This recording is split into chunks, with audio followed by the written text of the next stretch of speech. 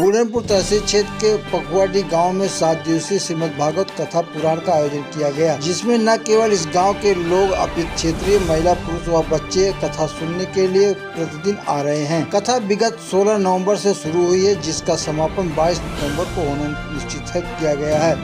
कथावाचक आचार्य पंडित मनीष शरण जी ने अपनी शुभकामनाएं देते हुए कहा कि इस गांव व क्षेत्र के लोगों का संस्कार बहुत ही बेहतर है। इनकी कामना है कि गांव सहित पूरा क्षेत्र धार्मिक व आध्यात्मिक रूप से हमेशा सराबोर होकर प्रभु के भजनों और ध्यान में मग्न रहे। इन्होंने अपने बारे में जानकारी देते हुए बताया कि वे पिछले 20-12 से भागवत गाते चले आ रहे हैं। पूरी साल कहीं न कहीं श्रीमद् भागवत कथा का आयोजन होता रहता है, जिसमें इन्हें बुलावे पर शामिल होना पड़ता है। गया ठाकुरद्वारा के उपलक्ष्य में आयोजित की गई इस श्रीमद् भागवत कथा में श्रीमद् भागवत कथा ज्ञान यज्ञ आचार्य सुयोग मित्र, आचार्य पीतम्बरम मिश्रा, आचार्य मुकेश मिश्रा, आचार्य संगीतज्ञ सूरज अमृत वर्षा करके लोगों को मंत्रमुग्ध कर दे रहे हैं। वहीं आयोजक रघुपत व सह आयोजक जगपत ने बताया कि ये दोनों पत्नी पिछले दिनों गया ठाकुरद्वारा गए थे, जिसके उपलक्ष्य में यह 7 दिवसीय श्रीमद् भागवत कथा का आयोजन किया गया है। 7 दिवसीय श्रीमद् भागवत कथा के मुख्य संयोजक सूर्यभान ने कथा सुनने आए सभी गाँव व क्षेत्रवासियों का आभार व्यक्त किया।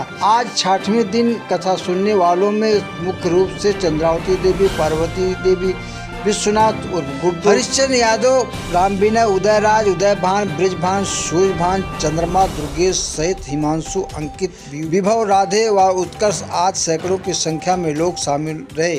सुख में दुख में हर प्रकार से पति के साथ रहे और हर प्रकार से पति का सहयोग। अगर आप ये कहो तो फिर आपको यमुना जी धर्म का जब उपदेश करना शुरू किया तो भगवान को गोपियों को मौका मिल गया।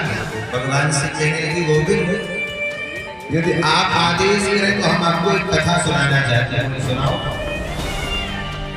गोपियों ने कहा सुना। एक नगर में एक पति पत्नी रहते थे और दोनों एक दूसरे को बहुत प्रेम करते थे। पत्नी उसे नहलाती और रात्रि में पति की चरण सेवा करती, हर प्रकार से सुखी करती।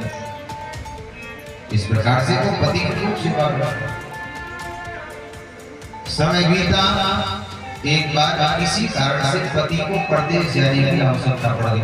आप चले जाओगे तो सेवा किसकी करोगे, पूजा किसकी करोगे, किसके चरण दबाऊंगा, किसी भगवान के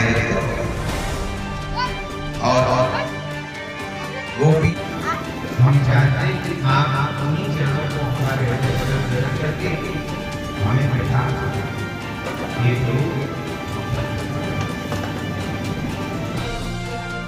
जय सिया राम। सबसे पहले तो आप सभी यहाँ के श्रोताओं को, आप सबको बहुत बहुत साधुवाद, धन्यवाद। आप सब यहाँ आजमगढ़ की पावन धरती पर भगवान की कथा करा रहे हैं और आज कथा का 6वां दिन है। अभी कल तक भगवान की बालीला, आज भगवान की रास लीला प्रसंग हम लोग सुना रहे हैं और यहाँ के श्रोता बड़े ही आनंद के साथ विभोर होकर के अच्छे श्रोता हैं और यजमान परिवार, विश्वकर्मा परिवार बड़े ही सुंदर ढंग से भगवान की कथा को आप सबके बीच में पखुआडी इस गांव में बड़ी सुंदर करा रहे हैं। और आज 6ठम दिवस की कथा है। आज विश्राम तक भगवान के विवाह की भी कथा होनी है। श्रीमद् भागवत कथा 7 दिवसीय होती है, क्योंकि परीक्षित जी को 7 दिन में ही मरने का श्राप हुआ था, तो उनके पास केवल 7 ही दिन थे। इसलिए सनकादिकों ने नारद जी को मुख्य यजमान बना करके 7 दिन की परंपरा प्रारंभ की और तब से यह कथा 7 दिन में ही होती है। 7 दिन में ही यजमानों को सुनाया जाता है। महाराज जी, आप इसकी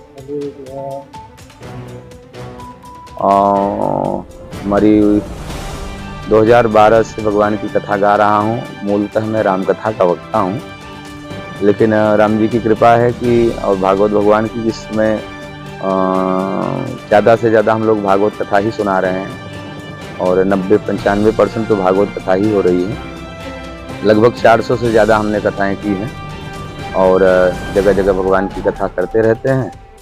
और अभी इसके पहले रानीगंज प्रतापगढ़ ज़िले में कथा थी। यहाँ से जाकर के फिर 28 तारीख से प्रतापगढ़ शहर में एक कथा होनी है भागवत जी की, और ऐसे ही रेगुलर पूरे साल हम लोगों की कथाएं होती रहती हैं। महाराज श्रोता जो है आपके कथा से जो है अब ये तो श्रोता ही बताएंगे, लेकिन यहाँ के श्रोता बड़े अच्छे हैं और विभोर होकर के कथा सुनते हैं।